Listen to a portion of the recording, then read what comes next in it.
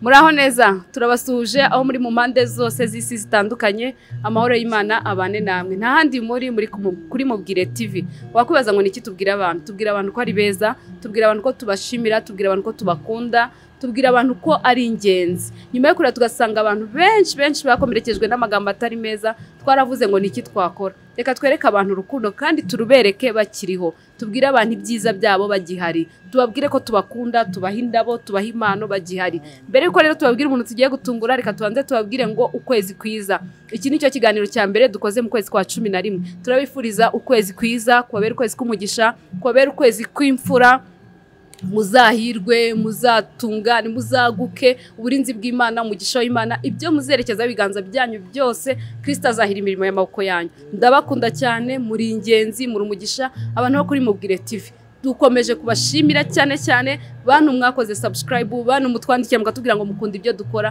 nukuri Imana ibaha umugisha kandi komeze bashyigikire rero uyu munsi murabizi iyo mubonye indabo mukabona impano mubizi ko ari surprise twebwe twarababwiye ngo nta bindi bintu tuzigera tujyamo ntago tuzigera tuzana pranka nta bintu byo kubashuka ahubwo tugombe dusakaza urukundo nta wundi mwenda Kristo yadusigiye usibye gukundana rero yuko z'urukundo uburi gutanga ubwiza bw'Imana uri kwamamaza ubwami bw'Imana uburi kugira ngo abantu barusheho kuryoherwa n'ubuzima ndetse barusheho kuryoherwa nuko Kristo abakunda uyu munsi rero tugiye kureba umuntu abantu benshi baramukunda baramudusabye muri comment inbox baratubwiye ngo Joseline umwevangeliste Joseline turamukunda dukunda ibinakora dukunda kunabwiriza ubutumwa neza dukunda kunaririmba ikindi cy'umwihariko dukunda ukuntu yambara neza uyu munsi rero nawe twaramubwiye rero hari abantu bagukunda turashaka kuzababona tubagezeho ubutumwa bwanyu nibo baduhaye izindabo nibo baduhaye impano kugira ngo tubimugezeho ndetse yumve ko ibyo akora hari abantu babikunda hari abantu babishimira aho kugira ngo tuzarire ku munsi we wa nyuma tumubwira ko akunzwe tumubwira ko tumushimira hoya twaravuze ngo tuzajya tubimubwira agihari rero mubane natwe mugumane natwe mukunde ibyo dukora mugendane natwe tujye kureba ukuntu Joseline abyakira cyangwa se ukuntu biri umugendekere turabakunda yambi Mbezute iyi ni Mubwire TV Mubwire TV turakugendereye murakoze cyane Imana ibamugisha yicarire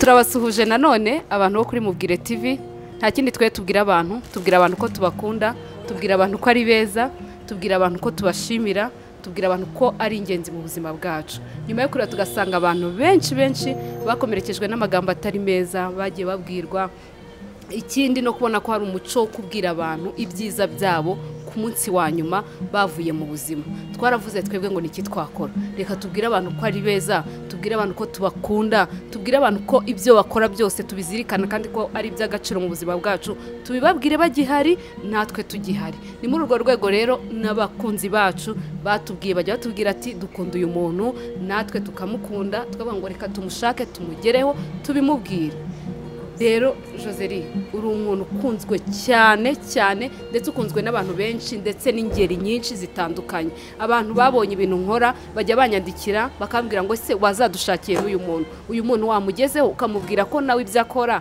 abikora neza ko tumukunda hari ibintu bitatu narakubwiye ngo hari abantu bakuntumyeho ndakubwira ngo abantu baragukunda ntariko ibyo bantumye nzabikubwira nitubonana ikintu cya mbere rero bambwiye nzakubwira barambwiye ngo urumuvuga ubutumwa mwiza uvuga ubutumwa neza mbese ibikuvamo ijambo Kristo yagushyizemo uraritugaburira kandi ukaridukoriri ntago ufungura icyo kintu ni ikintu cya mbere bagukundira urumuvuga ubutumwa mwiza kandi ugifite ijambo ryiza ijambo ry'ukuri ikintu cya kabiri bambwiye bagukundira kuri umuririmbyi mwiza barambwiye ngo umva none yavuga ubutumwa akanaririmba turushaho gufashwa ndetse no kunyurwa no kunezerwa icya gatatu barambwiye ngo Joseline yambara neza kuri Mubwire nawe azabwira umuntu umudodera umuntu umwambika azambwire sinabwiye ngo nzabikubwira turi kumwe ibyo ni ibintu bitatu abantu bagukunda bambwiye nzakubwira barambwiye ngo n'umuntu umwambika yambara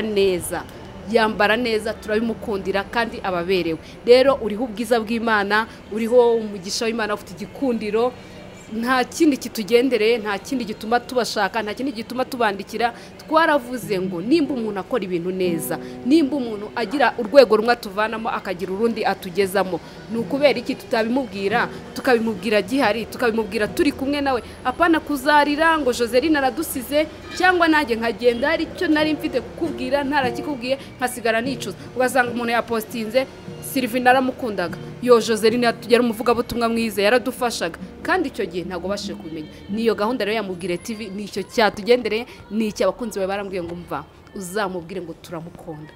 Rero nicyo byatuzanye. Murakoze cyane, turishimye rwose. Ikaze mwaduhaye kuri Mubwire TV, umunezero kubana n'abantu badukunda. Sagiye kuntera isoni rawe ya ntabwo ndi buzigire cyane, ariko urukundo ruranezeza. Turabashimiye rero, murakoze cyane. ntabwo nabona icyo mvuga kubera ko hari icyo nahishuriwe n'umwami, ko imbuto y'urukundo iba muri we gusa. Niwe rukundo, niwe Mana ishimwe, niwe rukundo, niwe byishimo, niwe byiza byose, niwe soko yabyo. Kubona rero icyo umuntu avuga mu gihe abonye urukundo biravuna. Hari ijambo bavuze bavuga ngo ntabwo ari byiza ko tubwira ko abantu tubakunda batagihari, batatwumva. Umuntu yari intumbi ntaba yumva, niba musiga imibavu ihumura gute ntahumurirwa. Amagambo meza yose wavuga ntiyamuzura, keretse Imana ari byateguye, ariko ntiwabikora. Ni byiza ko tubwira abantu ibyiza bakiriho, tukabaha n'ibyiza, ko urukundo ruzima ruratanga. Ndanezerewe cyane kubona ururabo, ndanezerewe cyane kubona impano, ikimenyetso cyiza cy'uko Imana igifite abantu bafite urukundo. Wambwiye ngo abantu mubana ntituhuje na adresse y'itorero dusengeramo, ariko mu mahanga yose Imana ifite y'urubyaro. Mu mahanga yose Imana ifite y'abana yabyaye kugira ngo bagirirane umumaro. Rero ndabashimiye kubw'urukundo. Basi murakoze. Hari igihe abantu baba barabayeho batabona urukundo, kandi bari kumwe, bari ahantu hari abantu, ariko nyine urukundo rugatinda kuza. Ni byiza rero ko Imana iba yarateguye igihe izakwereka mu rukundo. Urukundo rw'Imana turubona buri munsi, ariko dukeneye n'urukundo rwayo mu bantu. Ndabashimiye rero kubw'impano nziza no kuntekerezaho mu mazina menshi y'abantu nzi bakunzwe muri iki gihugu, nabo muzabagereho. Mubereke urukundo, mubaho urukundo, cyane cyane babandi batawe batazwi. Wenda umuntu ashobora kuvuga ngo nuko ndi umustar, ariko ndabona atari cyo cyabazanye. Ndabona atari uko ndi umustar, ahubwo cya kindi kindimo nicyo mukurikiranye. Rero hari abantu batawe batafite urukundo, batahawe urukundo, bari ahantu bibaza ngo mbese hari umuntu nkunda ubaho. Ndashima Imana ko mfite abantu bankunda, banshimirire cyangwa bazanatubona. Reka ndebe muri kamera mbashimire, mbabwire ngo mwarakoze ku urukundo. Kandi igikomeye mu nkundira umwami, mukunde Yesu kuko ari we soko y'urukundo. Hanyuma ngo bansabye ko ndirimba, reka manze ndirimbe indirimbo ntoya yishimye kubw'ibi ngibi, hanyuma turaza kuririmba na yindi bakubwiye turirimba. Mu buzima ari byiza tubona tukabifata nk'ibisanzwe, rimwe na rimwe tukumva ko byari bikwiye no kubaho, nyamara burya hari Imana isumba byose ibikora, yitwa Uwiteka Nyiringabo ashimwe. Amaso yacu yabonye byinshi, amatwi yacu yumvise byinshi, intambwe zacu yazaguriye kumukorera. Nibyo akora n'imbabazi agira, nibyo bituma tumukunda. Imbere ye niho hari byose twifuza. Uwiteka ashimwe, ashimwe.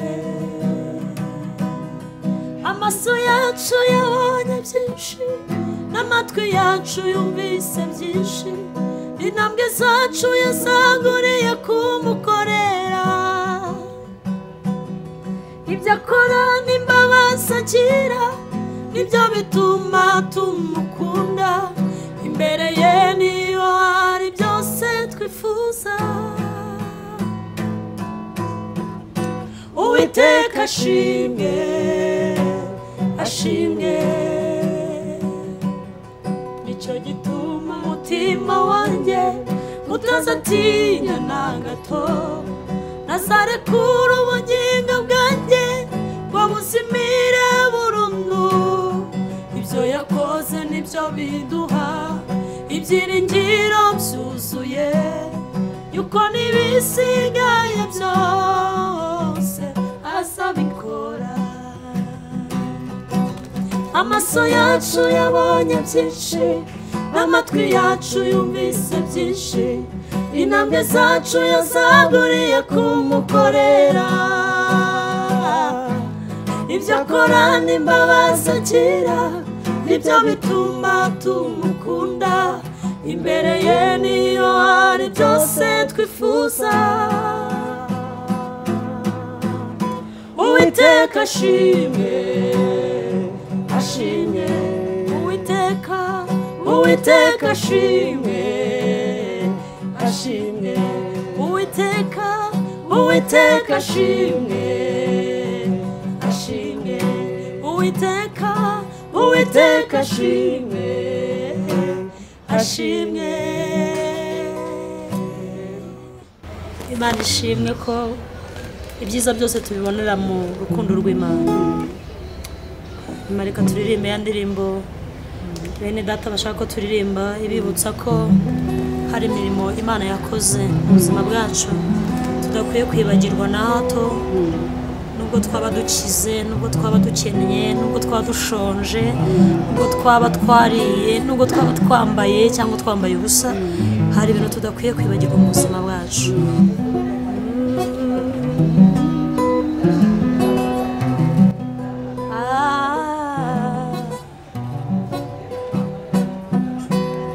Dawidi yibutse iminsi ya kera aramburira Imana amaboko ati Mana we wowe wankuye mu ishyamba ukangira umwami wakira ishimwe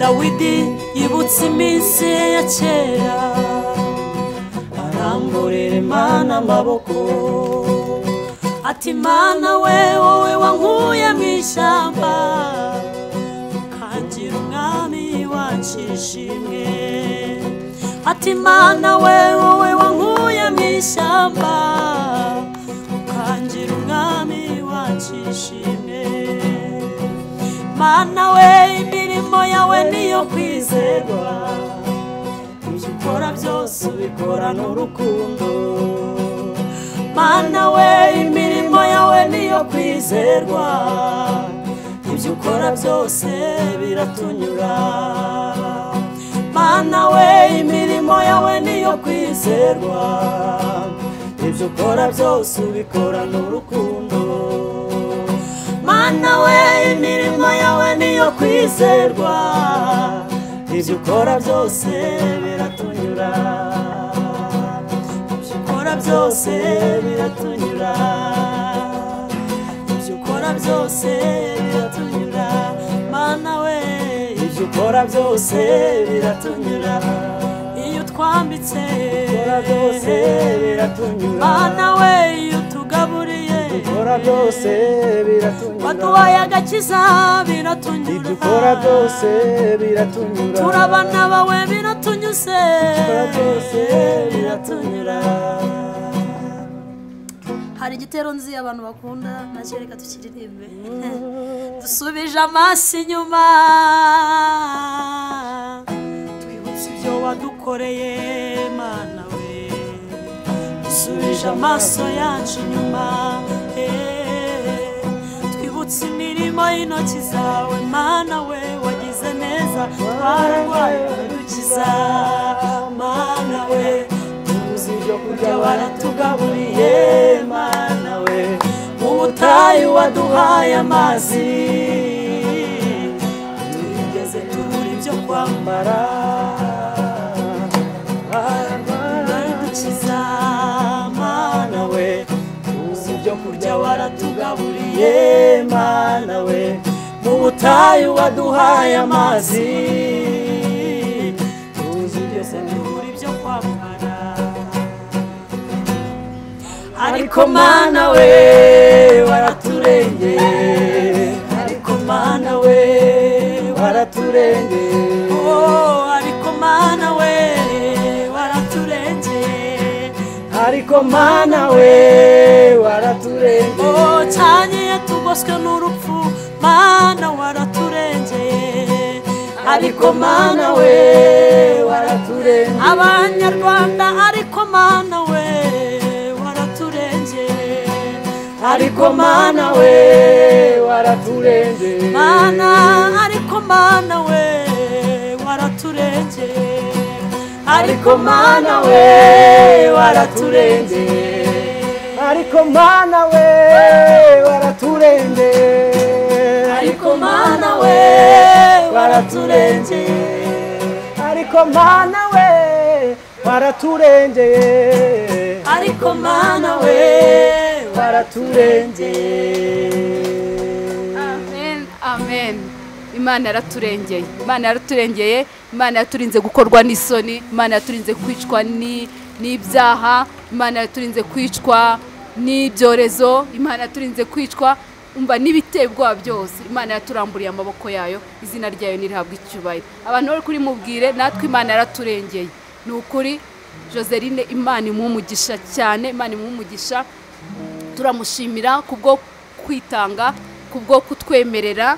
Ntago biba byoroshye kubwira umuntu mutaziranye ngo abantu bakuntumyeho ngo ngufitiye ubutumwa, ntago abantu basha kubyumva neza, ariko tumusaba umugisha w'Imana kubwo kwemera, kubwo kwitanga, akumva icyo umwuka w'Imana yamugeneye anyuze mu bantu bamukunda. Ni ukuri Imana imumugisha, kandi icyo tumusabira ni ugukomeza kugirwa neza n'Imana. Iyi mpano yo kuririmba mu ijuru nta kindi ho tuzakora ni ukuramya Imana gusa.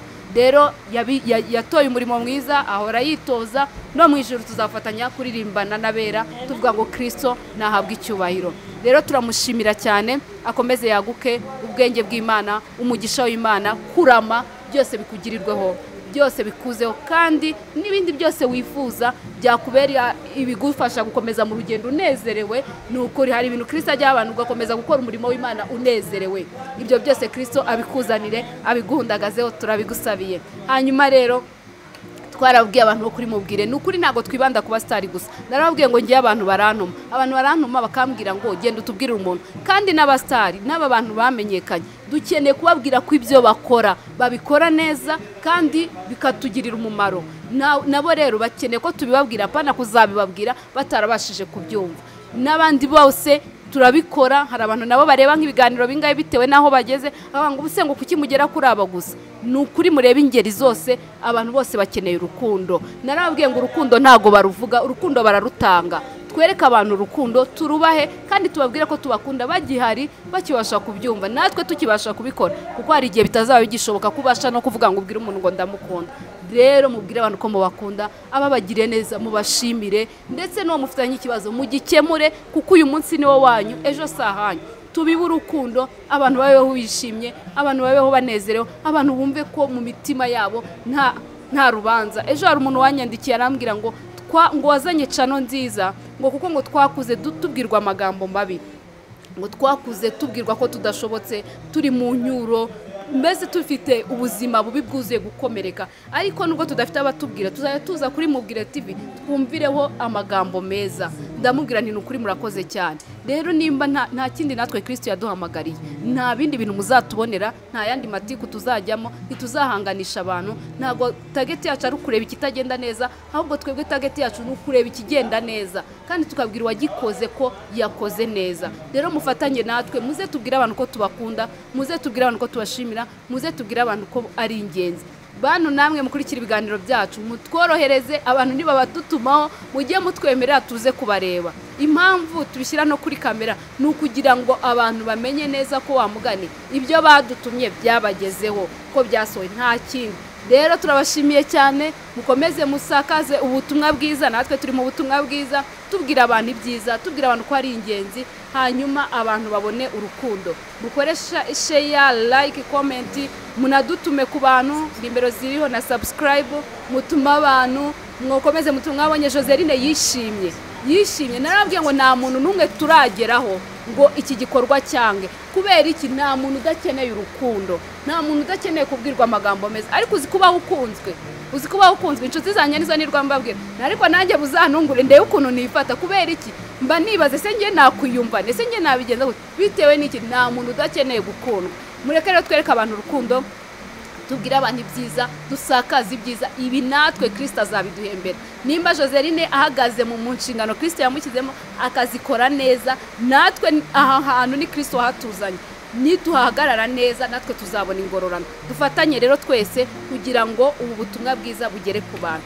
turabashimiye n'abantu bo kuri Joseline Official namwe turabakunda kandi turabashimiye mira cyane abantu bo muri Kamilia ya UTC nabo Imana ibaha umugisha kandi komeze kubagura batanga service nziza mukeneye ikawa mukeneye amaji mukeneye kurya delivery barazikora ni muze muri Kamilia bafite service nziza twebwe bamaze iminsi badufasha kwakira abantu bacu neza natwe bakatwakira bikagenda neza mukomeze mubagane rero bafite ibintu byiza cyane fruit mva ubwoko bwose bw'ibintu byose mushaka ni muze muri Kamilia gahunda no kujya mu ijuru yego niho ibintu byose dukora bizaba biri navuga ngo ni bizaba bipfundikiye neza byuzuye turifuriza abantu bo kuri Mubwire TV Joseline Official n'abandi bene data bose ko urugendo dufite aho tuzarusoreza ni mu ijuru niho tuzabonana na nyir'urukundo bwite tumureba mu maso tumubwira ngo warakoze kuduha abantu badukunda warakoze kudukunda rero gahunda no kujya mu ijuru kibuza abantu kujya barakizi cya kindi se nukizi ni ibyaha gusa kandi uyu munsi haracyari promotion amaraso ya Yesu aracyafite imbaraga aracyakiza aracyabora ahantu mu byaha umuntu yaba Imana itamukura kandi nta hantu kure heza Imana itageze umuntu uko niko natwe twaje turi babi Yesu atugirira imbabazi turabashishikariza rero gushaka Yesu ngo tuzabane nawe mu ijuru numva ryo jambo rya nyuma nababwira gahunda ihari nuko tuzabana n'Imana iteka Imana ibaho umugisha mu izina rya Yesu amen turabakunda